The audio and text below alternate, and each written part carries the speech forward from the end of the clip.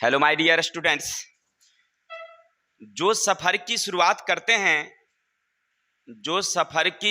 करते हैं वो मंजिलें भी पा लेते हैं। बस एक बार चलने का हौसला रखना ज़रूरी है। बस एक बार चलने की हौसला रखना ज़रूरी है, क्योंकि अच्छे इंसान का इंतज़ार तो रास्ते भी करते हैं। अगर तुम्हें हौसला हो तो मंजिलें कहीं दूर नहीं होती है। मंजिल को पाने के लिए सबसे पहले अपने इरादों को मजबूत करो, मंजिल जरूर मिलेगी। तो ज़्यादा समय ना लेते हुए हम लोग चलेंगे आज class 12th history lesson number 9, शासक इतिवृत्त मुगल दरबार। इसका 3 वीडियो हमने पहले दिया, फिर उसके बाद पाठ का हमने वीडियो दिया था जिसमें हमने पाठ का अच्छी तरह से समझाने की कोशिश किया है। फिर लघुतरीय को 2 खंडों में हमने, अति लघुतरीय को 2 खंडों में बांटा, और फिर लघुतरीय को भी हमने 2 खंडों में बांटा है, जो हमारे चैनल पर उपलब्ध हैं। आप जाकर के उसको देख सकते हैं। आज हम लोग पढ़ेंगे लघुतरीय क्वेश्चन के 11 से लेकर के जो 21 तक का क्वेश्चन है। इन सारे क्वेश्चनों को हम लोग समझने की कोशिश करेंगे। बस आपको करना क्या है, वीडियो को एकदम आसानी से देखते रहिए, आराम से, और चुपचाप शांति से समझिएगा तो सब कुछ बारी बारी से समझ में आ जाएगी। क्वेश्चन 1 क्या कहता है सुनिएगा। 11 नंबर क्वेश्चन 11 कह रहा है आपसे, सुलह-ए-कुल के आदर्श को मुगल सम्राट ने किस प्रकार लागू किया। सुलह-ए-कुल का आदर्श मुगल सम्राट क्या है। देखिए, हमने बताया था कि राजा अकबर के राज्य में सभी जाति के लोग थे। पारसी थे, ईसाई थे, तुर्की थे, हिंदू थे, बहुत सारे जाति के लोग थे। और सभी के बीच एकता लाने के लिए, सभी के बीच आपसी संबंध बनाए रखने के लिए राजा अकबर ने क्या किया, एक नीति लागू की जिसका नाम रखा सुलह-ए-कुल। जिसका क्या नाम रखा, सुलह-ए-कुल। क्यों? तो जो दरबार राज्य में जो लोग थे, जो जाति के लोग, जो धर्म के लोग, इन सारे लोगों के बीच में एकता लाने के लिए, आपसी संबंध बनाए रखने के लिए एक नीति लाई जिसका क्या नाम रखा, सुलह-ए-कुल।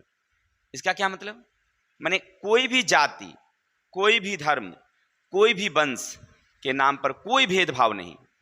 जो जिस योग्य है उसे वह पद दिया जाएगा, जो जिस योग्य है वह पद उसे दिया जाएगा, चाहे वो कोई धर्म का हो, कोई जाति का हो, है ना।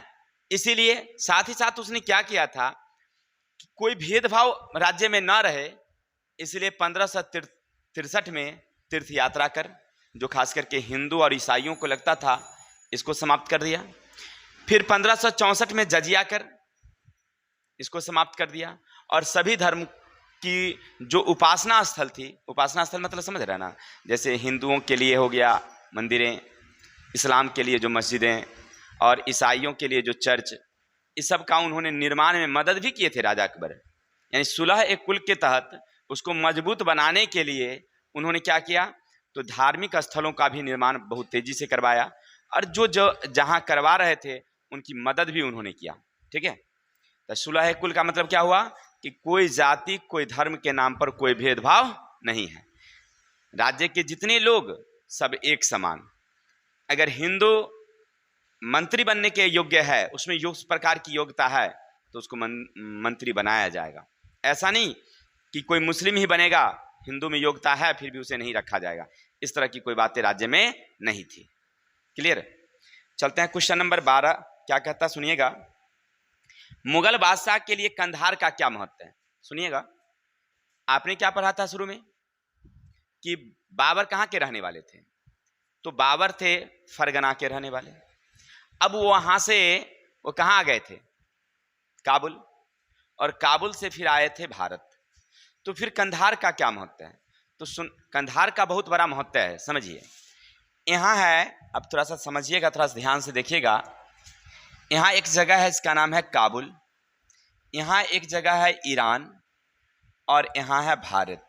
ये मध्य एशिया का जगह है। इस किसका जगह है, मध्य एशिया का। और भारत से कंधार जाना हो ईरान जानी हो और मध्य एशिया जाना हो, चाहे कहीं भी जाना होता तो बीच में ही पड़ता था कंधार। क्या पड़ता था? कंधार।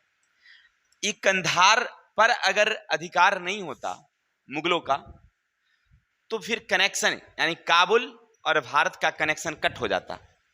ठीक है, यानी भारत से जो व्यापारी माल है वो कहां पहुंचने के लिए? काबुल पहुंचने के लिए, मध्य एशिया, फरगना, उज्बेकिस्तान पहुंचने के लिए, चाहे ईरान पहुंचने के लिए ये कंधार पर अधिकार जरूरी था, क्योंकि वही व्यापारिक वाले रास्ते पर ही वो पड़ता था। ठीक है, अब होता क्या समझिएगा, जब 1522 ईस्वी में बाबर ये कंधार पर अधिकार कर लिया। कंधार पर क्या कर लिया? अधिकार। तो भारत से जो सामान थे वो आराम से काबुल पहुंच जाती थी। लेकिन अचानक बाबर की मृत्यु 1530 में होती है। उसके बाद हुमायूं वहां का राजा बनता है और हुमायूं के शासनकाल के बाद जब अकबर छोटे थे, बचपन में ही थे, तो उनके पिताजी की मृत्यु हो गई। तो ईरान वाला आपने सुना होगा, हुमायूं के माध्यम से ही काबुल और कंधार पर क्या कर लिया था? अधिकार। तो भारत से उसका कनेक्शन क्या हो गया था? टूट गया था। नहीं, तब व्यापार बंद हो गया था। फिर जब राजा अकबर बने तो फिर 1595 में कंधार पर अधिकार किया। तो फिर भारत से काबुल के बीच व्यापार शुरू हो गया। क्लियर? फिर बाद में जब अकबर के बाद जहांगीर का शासन हुआ तो फिर उसके बाद ईरानियों ने फिर से इस पर अधिकार कर लिया। यानी कहने का अर्थ है काबुल पर अधिकार क्यों जरूरी था? तो वहां पर व्यापार स्थापित करने के लिए, क्योंकि काबुल और भारत के बीच वाले व्यापारिक मार्ग पर ही कंधार देश था। कंधार पर अगर अधिकार नहीं होता तो काबुल और भारत के बीच व्यापार संभव नहीं था। ठीक है, अगर कोई दूसरा देश उस पर अधिकार कर लेगा, जैसे ईरान वाला कर लेता था, तो बताइए क्या संभव था उसका व्यापार संभव नहीं था। इसीलिए यहां पर क्या जरूरी था? कंधार पर मुगलों का अधिकार बहुत ही जरूरी था। जब तक मुगल का अधिकार नहीं होगा,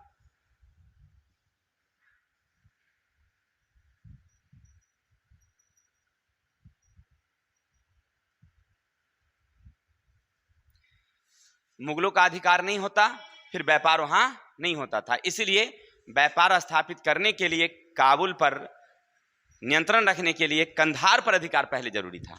ठीक है, चलते हैं क्वेश्चन नंबर 13, सुनते हैं क्या कहता है। मुगल शासक ने राजवंशीय इतिहास लिखवाने में क्यों रुचि लेते थे? देखिए, आपने अभी तक क्या पढ़ा कि जितने भी मुगल थे, मुगल के जितने भी राजा हुए, कौन कौन? तो बाबर, तो उसने बाबरनामा लिखवाया। फिर हुमायूं, तो हुमायूंनामा। अकबर, अकबरनामा। जहांगीर बाबरी या जहांगीरनामा। शाहजहां, बादशाहनामा। औरंगजेब, औरंगजेबनामा। आखिर क्या ऐसी वजह थी कि जितने शासक थे सब लिखवाए भाई? इसके पीछे कारण क्या समझिएगा, कि जो मुगल है ना, वो अपने आप को क्या समझते थे कि हम ईश्वरीय राजा हैं, यानी भगवान हमको राजा बनाकर के भेजा है और हमारी जो नियम कानून है, हमारी जो किताबें हैं, जो हम कानून चलाते हैं, वो सब ना दुनिया का सबसे उत्तम शासन व्यवस्था है। ऐसा मानते थे कौन? मुगल के जो राजा थे वो समझते थे कि हम ईश्वर द्वारा राजा बनाए गए हैं। राजा हमको कौन बनाया है? भगवान बना करके भेजा है। और हमारी जो कानून व्यवस्था है, हमारी जो नियम है, वो दुनिया का सर्वोत्तम कानून व्यवस्थाओं में एक है। और ऐसी स्थिति में वो क्या कहते थे कि हमारी कानून को दुनिया जाने, हमारे कानून को दुनिया जाने, हमारे इतिहास के बारे में दुनिया को मालूम हो। इसलिए वो क्या करते थे, सभी राजा जो है अपने अपने बारे में इतिवृत्त लिखवाए, माने किताबें लिखवाए। कोई दिक्कत? क्यों?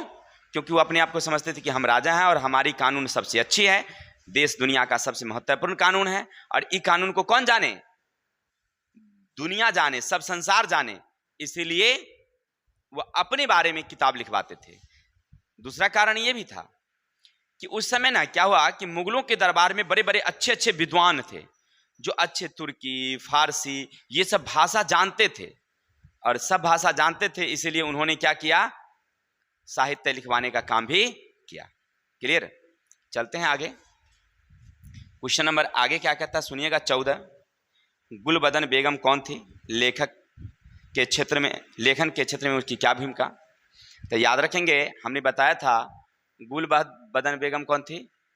गुलबदन बेगम कौन थी? तब बाबर की बेटी और हुमायूं की बहन। यानी हुमायूं किसका बेटा था? बाबर का बेटा था। तो बाबर और कमरान मिर्जा और गुलबदन बेगम बाबर के संतान थे, जिनमें कमरान मिर्जा आगरा में शासन किया। दिल्ली सल्तनत पर बैठा कौन? यानी दिल्ली में शासन कौन किया? हुमायूं।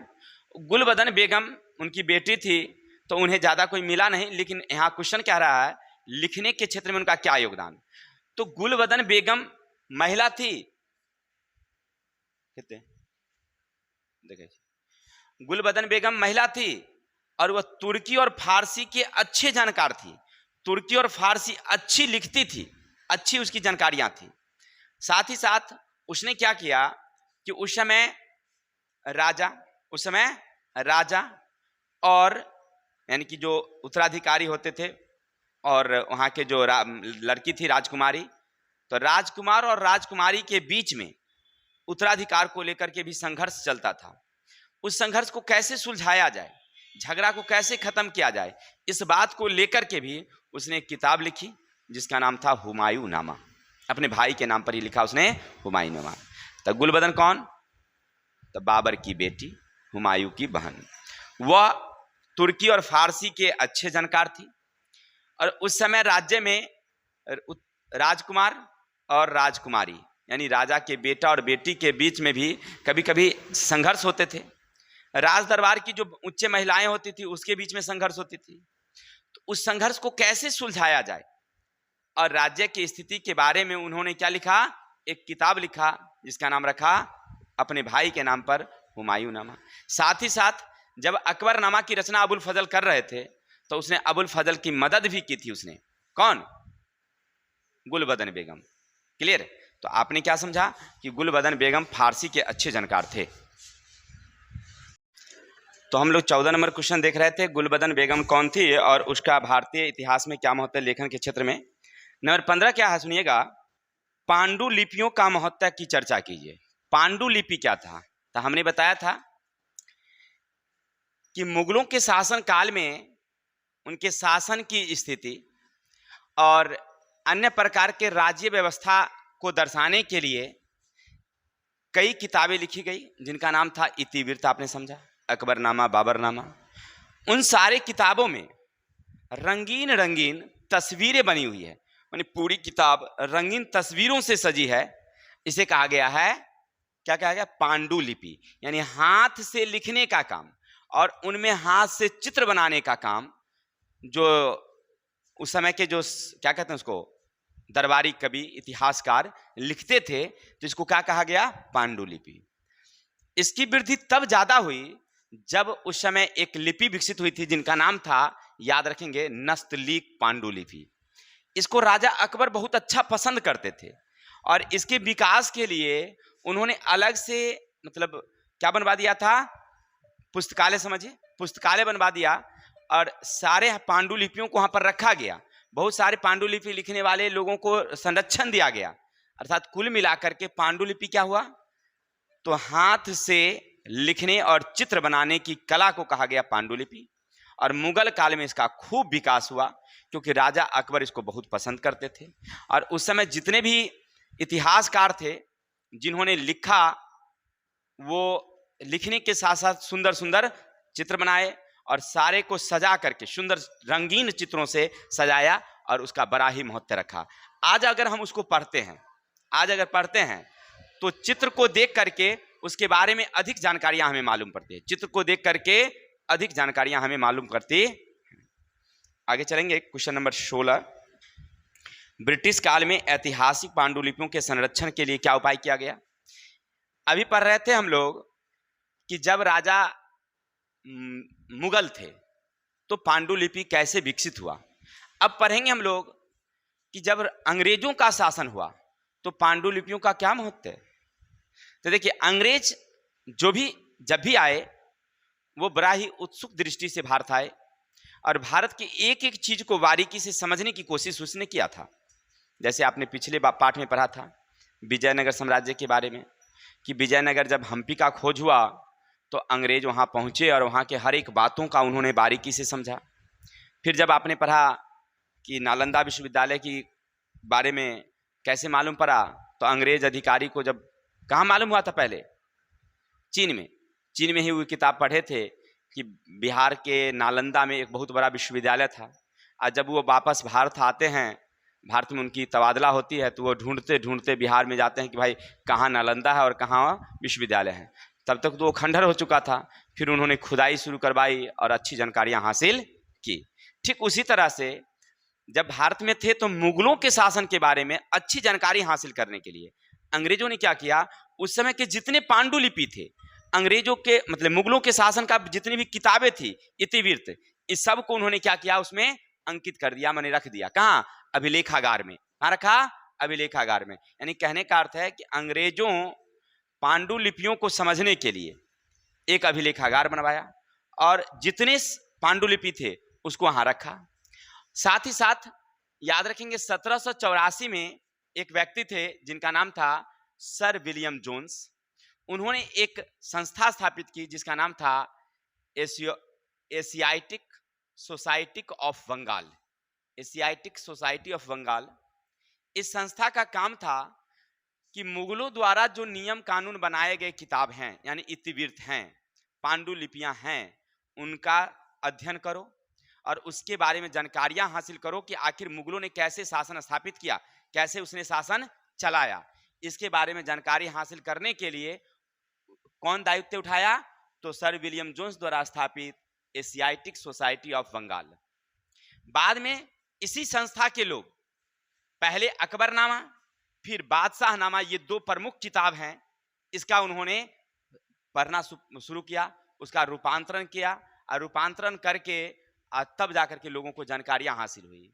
फिर बाद में याद रखेंगे अकबरनामा को अंग्रेजी में अनुवाद किया कौन? तो हेनरी बेवरीज। याद रखेंगे एक व्यक्ति थे हेनरी बेवरीज अंग्रेज, जिन्होंने अकबरनामा को किस में अनुवाद कर दिया, ट्रांसलेट कर दिया अंग्रेजी में। फिर अभी तक जो मुगलों का एक और किताब है जिसका नाम है बादशाहनामा, उसका भी अंश माने कुछ भाग ही अंग्रेजी में अनुवाद हो पाया, सारे भागों को अंग्रेजी में अनुवाद नहीं कर पाए हैं अभी तक। तो ब्रिटिश शासन पांडुलिपि को पढ़ने के लिए एक बहुत बड़ी कदम उठाई और उसके लिए एक अलग से अभिलेखागार बनाया, सारे पांडुलिपियों को रखा और वहां पर एक संस्था बनाई जिसका काम था कि पांडुलिपि को अच्छे से समझे, जानकारी हासिल करे। आगे क्वेश्चन है नंबर 18, अकबर ने राजपूतों के साथ अच्छे संबंध क्यों बनाए? 17 नंबर है, 17 नंबर क्वेश्चन, सॉरी 17 हमारा क्वेश्चन शायद छूट गया, 17 क्वेश्चन छूट गया मेरा, सॉरी। मुगल कालीन इतिहास की प्रमुख विशेषता। देखिए मुगल कालीन इतिहास की प्रमुख विशेषता क्या है कि जितने मुगल थे उनका इतिहास बड़ा महत्वपूर्ण है। भारत में उन्होंने 1526 में आया और 1707 ही नहीं, वो तो उनका एक साम्राज्य का एक अंत था, लेकिन फिर भी 1757 के बाद भी 1857 की जो लड़ाई हुई थी जिसका सैनिक विद्रोह आपने पढ़ा होगा, उनके जो अंतिम शासक थे बहादुर शाह जफर, जिसको अंग्रेजों ने कहां भेज दिया? Rangoon jail. अब समझिए 1526 से 1857 तक कौन शासन किया? मुगलों की शासन दिल्ली में रही, कम बयस प्रभाव लेकिन रहा। 1707 तक तो उसका अधिक प्रभाव रहा। आखिर मुगलों का शासन व्यवस्था अच्छी थी और इस बीच कई स्थापत्य कला हुआ जो स्वर्णिम युग कहा जाता है, चित्रकला के क्षेत्र में, भवन निर्माण के क्षेत्र में, शासन व्यवस्था के क्षेत्र में, नहीं तो इसलिए मुगलों का जो इतिहास है बहुत महत्वपूर्ण है। अगर आपसे कोई पूछे कि भाई मुगलों की इतिहास की प्रमुख विशेषता, तब मुगल के इतिहास में सबसे प्रमुख विशेषता शासन चलाने या प्रबंधन का जो व्यवस्था था वो बहुत अच्छा था। जैसे आपने पढ़ा होगा अकबर का साम्राज्य जब बढ़ गया तो उसने अलग अलग प्रांतों में बांट दिया, सूबा में बांट दिया, और हर एक काम के लिए एक मंत्री रखते थे। अकबर क्या रखते थे? हर एक काम के लिए एक मंत्री रखते थे, और मंत्री का जिम्मेवारी होती थी वो काम को लोगों के बीच संबंध स्थापित करने के लिए राजा खुद जो है उनका दर्शन दिया करते थे, उनसे बातचीत किया करते थे। जैसे आपने झरोखा नियम भी सुना होगा, नहीं? अर्थात कुल मिलाकर के मुगलों की शासन व्यवस्था बड़ी उत्तम थी।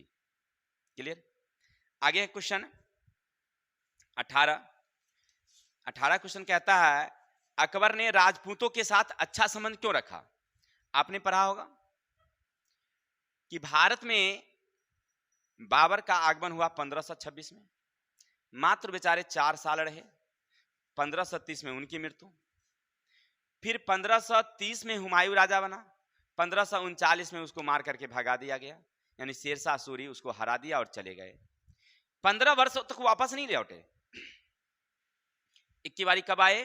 1555 में, और 1556 में उनकी मृत्यु हो गई। बाबर राजा बना, कई विरोधियों का उनको सामना करना पड़ा।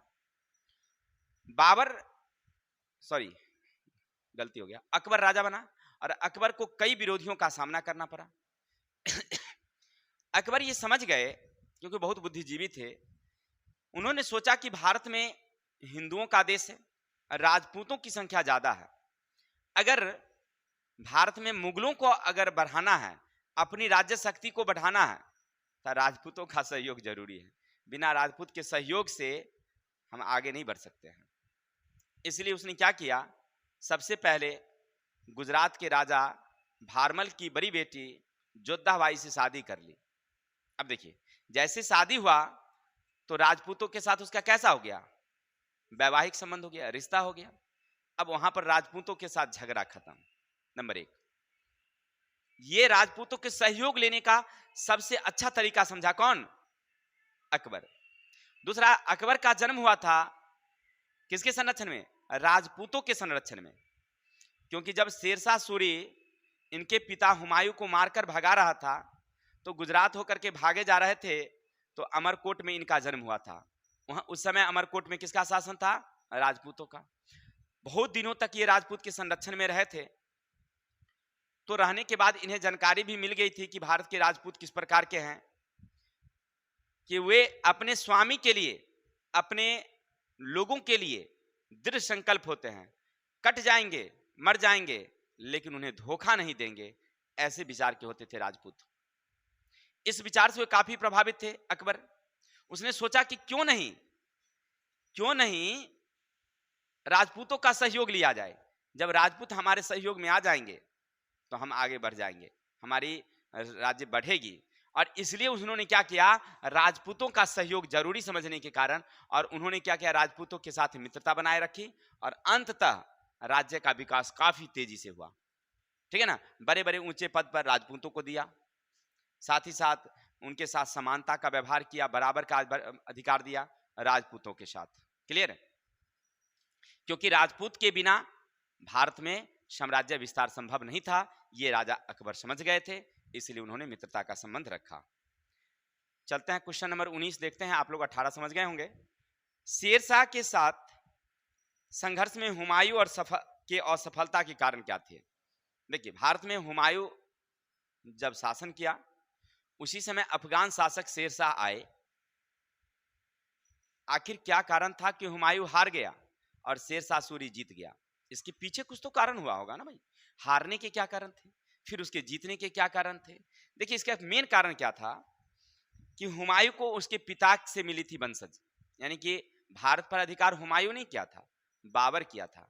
और बाबर के मरने के बाद हुमायूं राजा बना, और राजा बनने के बाद ना हुमायूं बहुत ही अदूरदर्शी व्यक्ति था।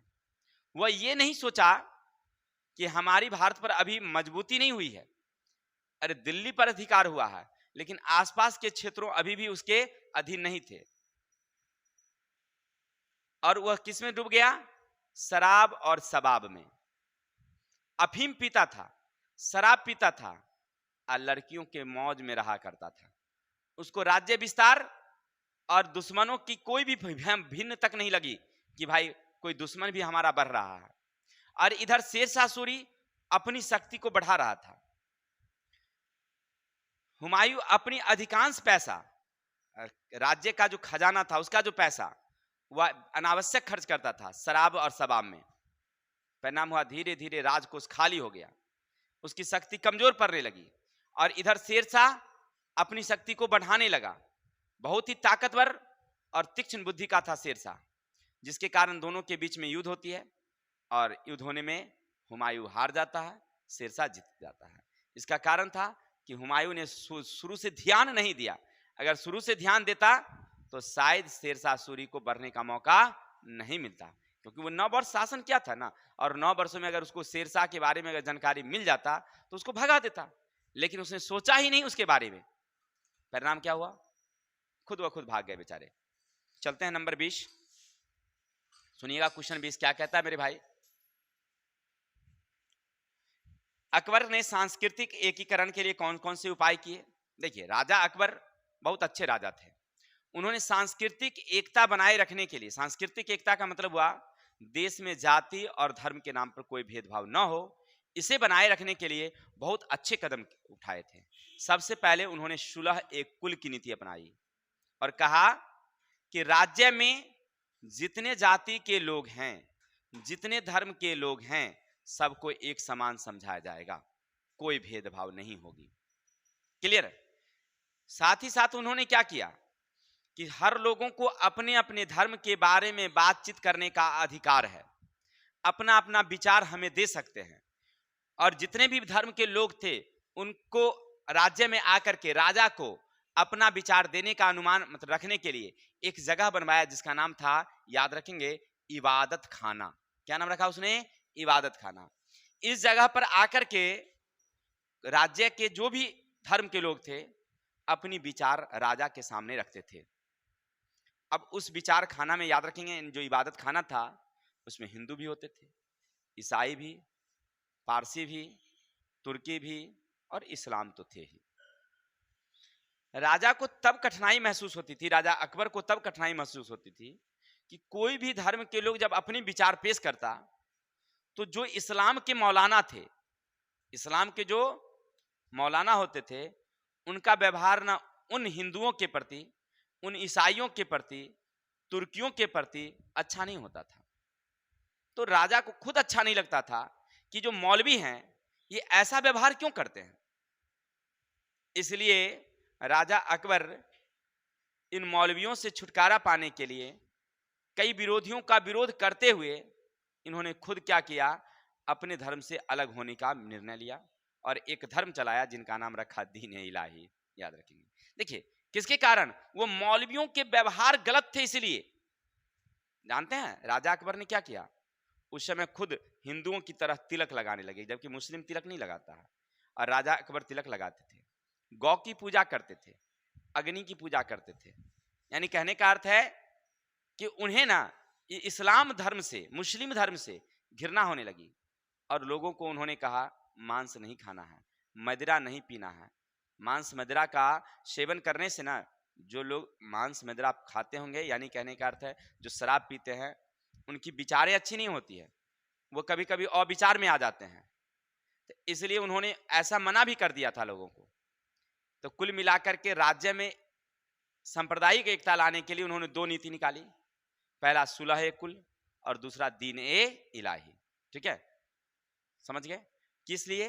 कि राज्य में, ताकि हिंदू धर्म और अन्य प्रकार के धर्म के लोगों के बीच में एकता बनी रहे, सांप्रदायिक एकता। आगे क्वेश्चन नंबर है 21, दीन ए इलाही का मुख्य सिद्धांत क्या था? देखिए, राजा अकबर ने एक धर्म चलाया। जब वहां पर आपने क्या देखा कि जब इबादत खाना में लोग जाते थे, अपने अपने विचार रखते थे, तो सारे लोग उनसे क्या होते थे, कष्ट हो जाते थे मौलवी लोगों को। तो राजा अकबर इस सब से अलग होकर के एक धर्म चलाया जिनका नाम रखा दीन ए इलाही। और ये किसी को ये नहीं कहते थे कि तुम दीन ए इलाही स्वीकार करो, जबरदस्ती किसी को सौंपते भी नहीं थे। जिन लोगों को अच्छा लगता था वो इस धर्म में आ जाते थे। इस धर्म के कुछ नियम थे कि अगर आप इस धर्म में आए हैं तो सबसे पहले तो आपको यह समझना होगा कि ईश्वर एक है और राजा अकबर उनके खलीफा हैं। यानी भगवान ने राजा बना करके अकबर को भेजा है, ये आपको मानना होगा। यानी हमारे राजा कौन? अकबर। और भगवान कौन? तो एक, दूसरा कोई भगवान नहीं, पहली बात। दूसरी बात उन्होंने कहा कि अगर आप इस धर्म में आते हैं तो आपको अपने राजा के प्रति तन मन धन से एकदम तैयार रहना होगा। जब राजा की जरूरत धन की होगी, फिर आपके शरीर की जरूरत होगी, आप सौंपने के लिए तैयार रहेंगे। तीसरा नियम था कि इस धर्म के लोग, इसको मानने वाले लोग हमेशा जब एक दूसरे से मिलते थे तो अभिवादन करते थे और क्या बोलते थे? अल्लाहु अकबर, जलल्ले जलाहू, जलल्ले जलाहू बोलते थे, अर्थात अकबर को महान समझा जाता था। साथ ही साथ इसके नियम ये भी थे कि इस पार्टी के लोग, माने इस धर्म के लोग मांस और दारू नहीं पिएंगे। इस पार्टी के लोग किसी तरह का कोई किसी से घृणा नहीं करेंगे, सब मिलजुल कर के रहेंगे। और इस मतलब धर्म के जो लोग मानने वाले होंगे अपने जन्मदिन को मनाएंगे और जन्मदिन मनाने पर पार्टियां करेंगे, सब लोगों को बुलाएंगे। ये सब कुछ नियमें थे। और धीरे धीरे इस धर्म के लोग अग्नि, गौ, इस सब की पूजा, सूर्य की पूजा करना शुरू कर दिया था। अर्थात दीन इलाही दोनों प्रकार के, इस्लाम और हिंदुओं से मिली जुली थी। तो आपने समझा राजा अकबर द्वारा चलाए गए दीन इलाही धर्म की बात। तो आशा करते हैं इतना आपको समझ में आया होगा। आज हमारा लघुत्तरीय क्वेश्चन समाप्त हुआ। कल मिलते हैं दीर्घोत्तरीय क्वेश्चन के साथ। अगर हमारी वीडियो आपको अच्छी लग रही हो तो लाइक, कमेंट, सब्सक्राइब करेंगे, शेयर करना मत भूलिएगा। तब तक के लिए जय हिंद, जय भारत।